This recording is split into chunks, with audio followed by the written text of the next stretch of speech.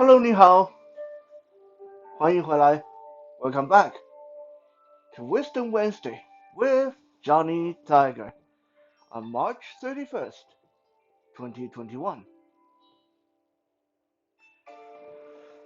While I was preparing for today's episode, a memory, a very distant memory, came back to me, and I think it makes a nice opening to today's episode. Now, this memory made me feel kind of complicated. Part of me feel that warm, fuzzy, nice feeling. Part of me feel a little bit embarrassed, as sometimes childhood memory tend to be a little bit embarrassing when we think about it.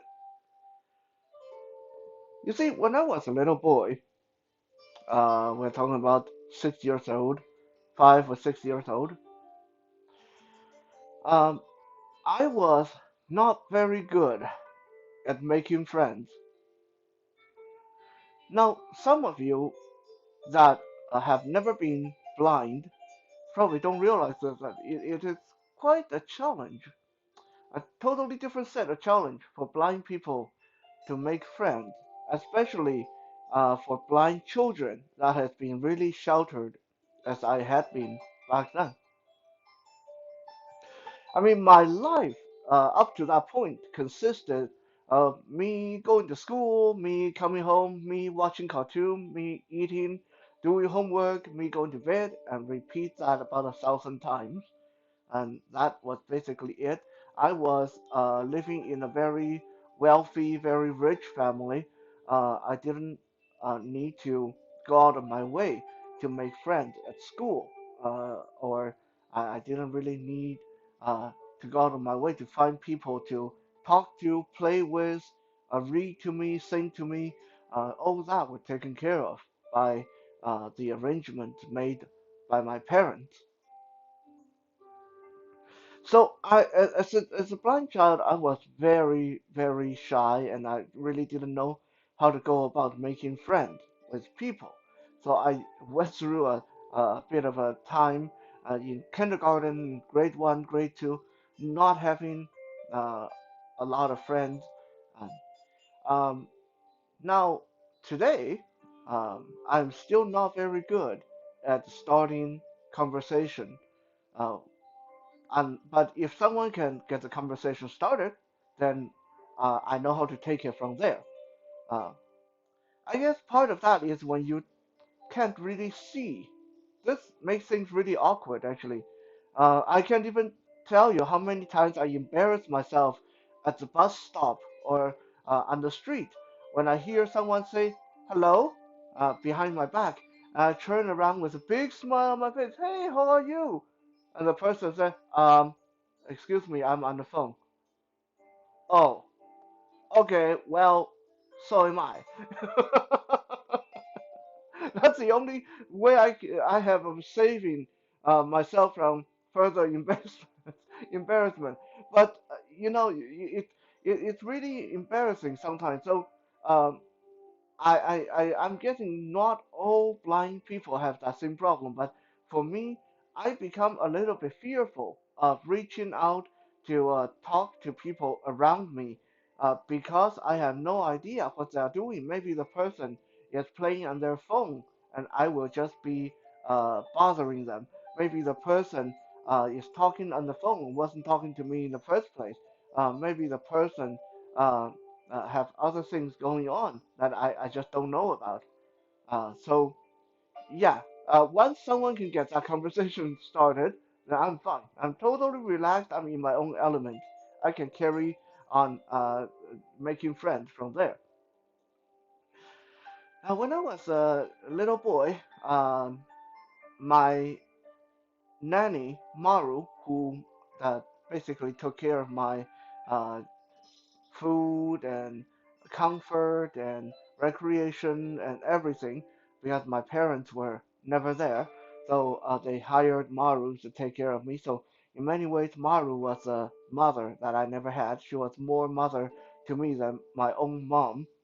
Uh, Maru would often do this thing where she would take me out to the mall, or she would take me out to the park, and then if she saw some children my age playing a game, she would walk right up to them, holding my hand, walk me right up to them, and she say, "Hi, this is my son. He's totally blind. Would you mind showing him the game you're playing?" And once in a while, you'll run into kids that said no, they didn't want to do it. But most of the time, that's all it needed for kids to say, "Oh yeah, sure, we'll show him the game." And then next thing you know, is I was included in the games, and I was hanging out with these other kids. Sometimes if she saw some kids have a interesting toy or uh, hairstyle or whatever, she would walk me up to them. "Hi, this is my son Johnny. He's totally blind. Do you mind showing him the dinosaur toy you have? He really likes dinosaurs. Johnny has a lot of dinosaurs." And that just got the other kids going. The other kids would, "Oh, really? What dinosaur do you have? And what kind of dinosaur show do you like to watch?" And that's how Maru was so instrumental at that early age in helping me, this little blind boy, learn how to socialize and make friends. Perhaps socializing, making friends, and even meeting a lifelong partner is still an art that a lot of people are still trying to learn, especially in my culture, in Taiwan, in China, in Hong Kong. Um, because we don't see it much here in North America, but in Taiwan, and China, and Hong Kong, if you are past the age of 18, if you are of legal age, and you are unmarried, uh, and you don't have a steady boyfriend or girlfriend, then one thing you're going to run into, one thing you can expect every time you go home to your family is they are going to fill your schedule up with matchmaking. Matchmaking, yeah, you heard me right. That that uh that is a real big headache for a lot of Taiwanese people, Chinese people, Cantonese people. Because you're trying to get your life together. You're trying to figure out where you want to go in life. You're trying to work. You're trying to save money. But every weekend, every free time you have, your mom, your dad, your aunt, your uncles are calling you up, and they don't even ask for your permission. They say, I got you matched. I got you to meet this girl at this coffee shop. 12 o'clock tomorrow. See you there. Bye. And you don't have a yay or nay to say about it. Um, the funny little situation. The true story. Last year, uh, a 35-year-old Chinese brain surgeon. She's very successful, very smart. She went to the dean of the hospital before Chinese New Year, and she said to the dean of the hospital, she said, "I know that if I go home to see my family on Chinese New Year, I'm going to get bogged down with nothing but dates with strangers because they are trying to get me uh, married off to some people, and they got all these dates lined up for me. Can you give me some overtime? I'll even work for free. Can you please just let me work overtime for during through the new year so I don't have to go home and suffer through that?" And to her surprise, the dean of the hospital said, "You are 35 years old. It's about time that you take care of what is really important, which is thinking about who you are going to marry, and you should at least have a steady partner. So, no, I don't want you to stay here. I want you to go home and hopefully meet Mr. Right." So she still wasn't able to escape her fate, even when she offered to work for free. This activity that so many Chinese people, Taiwanese people dread is called xiangqin. Xiangqin, Shungchin, xiangqin. Basically it means to get to know each other, to get to meet each other. And honestly, every time I go back to Taiwan, I because I'm still not married, so I am kind of on edge about things like that because I know I have a lot of relatives that are just waiting around the corner trying to pounce on me, and they got this or that perfect girl, this perfect lady, and that woman would be perfect for you. All these prospect they want me to go meet and eat dinner with or have lunch with, at the very least have coffee with. And it's just not the kind of drama I want to get involved with. But as I said, in my culture, relatives they don't give you a say in the matter. They'll go ahead and make the appointment for you. They'll just call you or email you, tell you where and when and who, and that's it. You have to show up. If now some people is going to say, well, okay, what if you just don't show up? In North America culture, in the white culture, in the Canadian culture, you, maybe maybe you would feel okay. Let's say I just don't want to go. Well, in Chinese culture, because family approval is such a big thing, if you start saying that you don't want to go or you just don't show up after they go to the trouble of arranging these dates for you, then suddenly your whole family hates you. Or suddenly everyone in the family is mad at you. You offended Great Aunt Grace. You offended Uncle John because they made the promise for you, they made the appointment for you and you didn't show up. So now they're all embarrassed, and the family of the prospect was all embarrassed, and now you owe a lot of people apologies.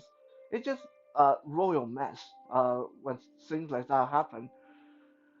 So a lot of young people, when they get booked or arranged for 相亲, for these uh, sudden and uh, sudden and arranged dates, all they can do is smile and show up and suffer through it. Uh, Now they don't care if you do end up getting together afterward or not, but they want you to have as many dates as possible. So I think the philosophy is they keep trying, you'll eventually find someone you like or someone who like you. Now the art of arranging relationship, arranging meets and dates and marriages for people is a very old profession in Chinese history. As far back as 2 or 3 thousand years ago, there has already been records of professional matchmakers that people have to go through to get married. Now, nowadays, we don't really have professional matchmakers anymore. What we have nowadays is real estate agents. But as much as people today feel annoyed with real estate agents, a lot of us hate real estate agents because a lot of times they are lying, tricking uh, people, just not very honest. But the fact remains, it's a great business for people to get into. And also, for a lot of us, when you are at that point where you want to buy a house or sell a house or rent a house or rent one out, the first people that come to your mind is professional real estate agent because they know how everything is done. Well, that was the case in the old days in Chinese history. Uh, if you wanted to get married, if you wanted to get a relationship, the first people you had to go through was professional matchmaker. So what's the deal with these professional matchmakers? Do they just try to get two people together and arrange dates? Well, as it turned out, no. It's actually a lot more involved. First and foremost, most professional matchmakers in the old days were female, and most of them were very senior and accomplished female.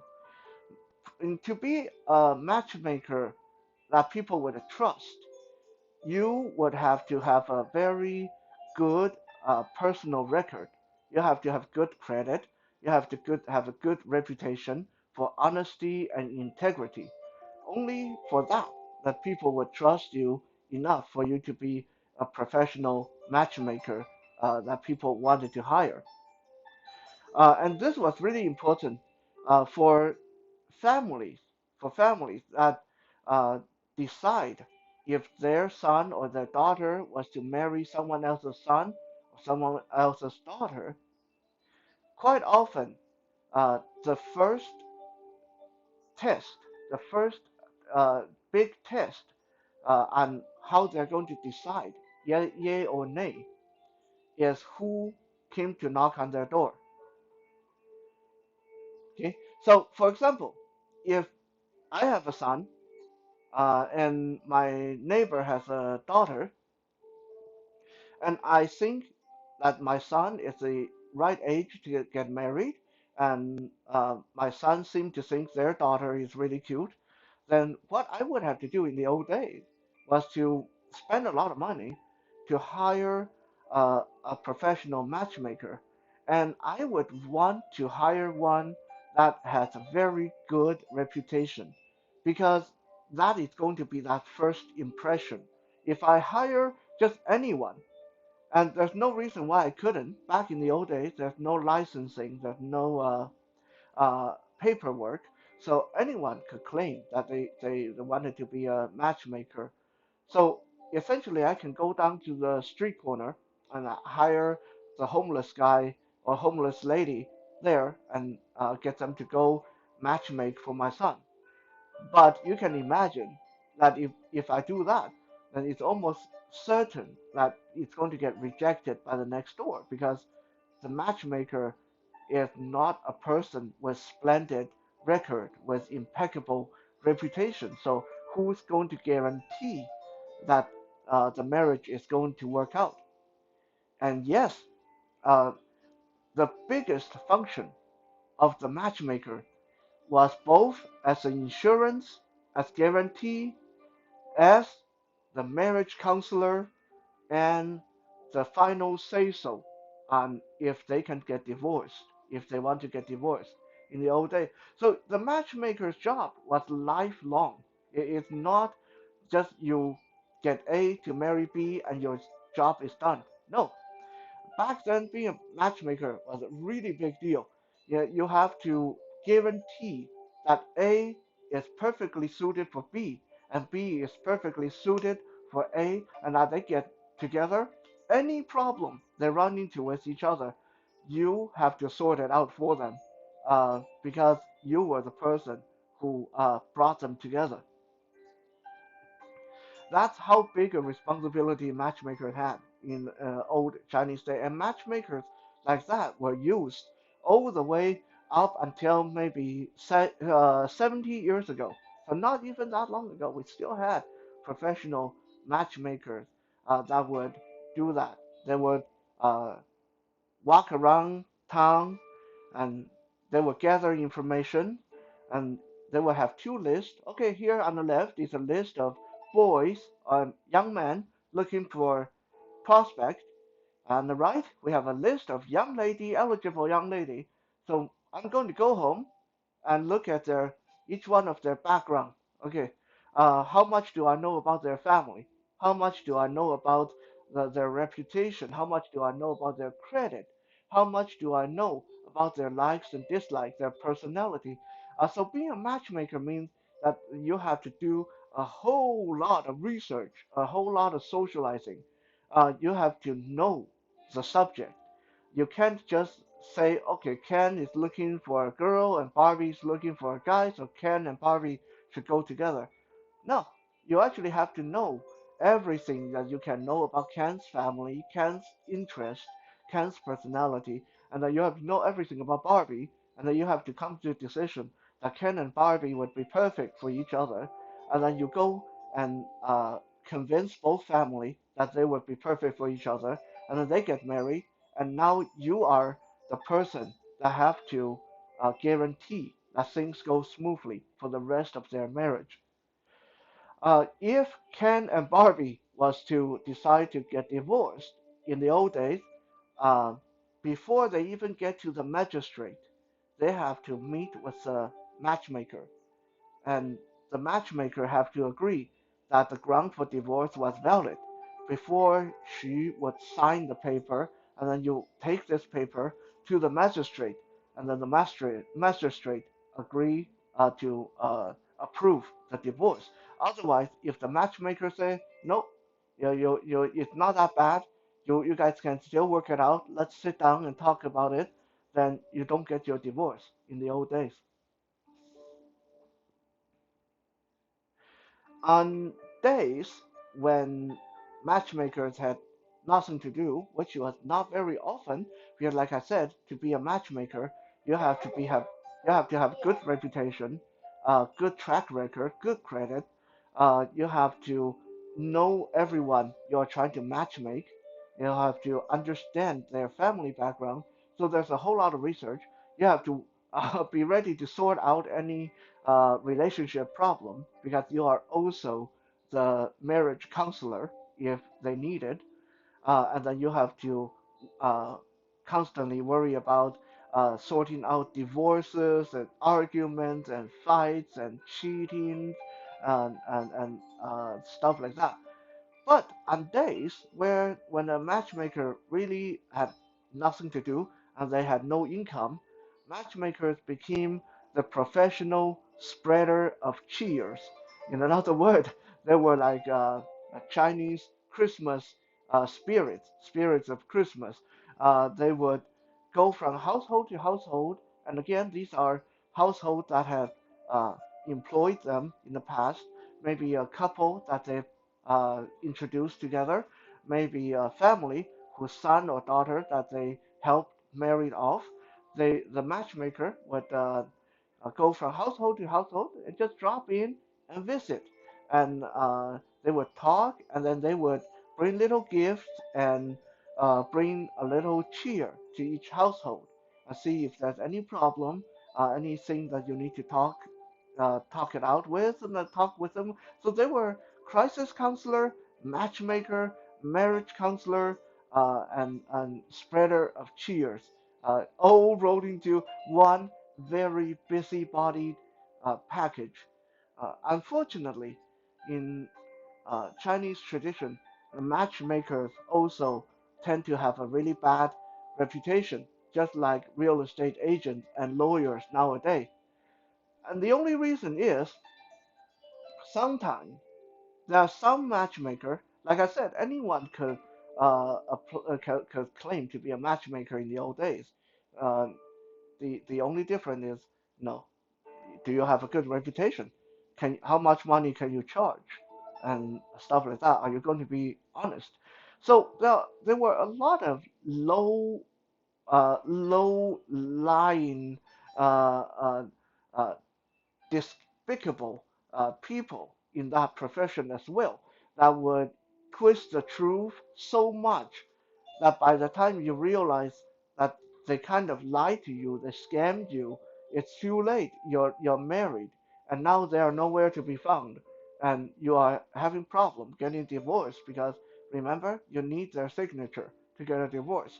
But if you can't find them, things get really complicated. Um, there's an old kind of a joke about how twisted, how tricky these matchmakers of the old days could be sometimes. Um, the story goes that there's two families. One lived on the north side of town, one lived on the south side of town. Both of them had children of marrying age. The family from the north side of town has a son. He's very good, highly educated, very nice person, but he has a defect. He was born without a nose. And the family on the south side of town has a daughter. She's very beautiful for the most part, very capable, but she has a defect. She is completely toothless. Okay, so um, but both family love their children so much that they claim that they would not have their children marry anyone else that have a birth defect. That was a condition both families set for their children. My son even though he doesn't have a nose, he's a good guy. He's not going to marry anyone who has a birth defect. Uh, and the other family is our daughter, is a good girl. Even though she's toothless, she has to marry someone who doesn't have any defect. Well, the story goes that one of the matchmakers decided that these two families would be perfect for each other. So she went to the family, the Norristown family, and she said, you know, your son is. I hear that your son is looking for a woman, and the only condition you guys said is she doesn't have any defect. Well, there is this lady from Southtown, and she is beautiful. She is capable. She knows how to sew. She knows how to cook. She knows how to sing, and she knows how to write poetry, and she is just perfect. The only problem is she has a bad mouth. She has a bad mouth, meaning, well, she's toothless, but she has a bad mouth. Well, to the family from Norristown, they interpreted bad mouth as she liked to cuss. She might be a little bit too opinionated. She liked to give people a piece of her mind. But they said to the matchmaker, well, that's okay, that's okay. You know, it's nice to have sometimes it's good for ladies to have a mind of their own, for ladies to be spirited. A bit of a bad mouth, we can put up with that. So, okay, here's the money. Here's 500 gold. Please go and talk to them and try to get our son married with her. So now the matchmaker got 500 pieces of gold. And now she go to the Southtown, and she said to the Southtown family, I hear that your daughter is looking for a husband, and I have the perfect guy for you. He's from Norristown. He is highly educated, very, very tall and strong and capable, and he just going to be a great provider. The only problem is his face is a little bit flat. Well, there again, Southtown family interpreted that as okay, so the guy, not the greatest looking guy, his face is a little bit flat. That's okay, that's okay. Maybe he has some Mongolian in his blood. That's fine. Mongolian has some strong people. So they said, "Well, that's okay. You know, we don't mind if he's he's got a bit of a Mongolian blood in him. Flat face is okay. Here's 500 gold. Please go and tell them that we agree to the marriage proposal and we'll arrange a marriage day." So now the matchmaker made 1,000 pieces of gold in total and hightailed out of town. And you can just imagine how much of a shock it was on the date of the marriage. The Norristown family realized their son is marrying someone who uh, totally toothless, and the Southtown family realized that they just agreed to marry their daughter off to someone who doesn't have a nose. Thank you for checking out today's Wisdom Wednesday. We'll be back again tomorrow for Toy Thursday. For now, have a good night and 再见.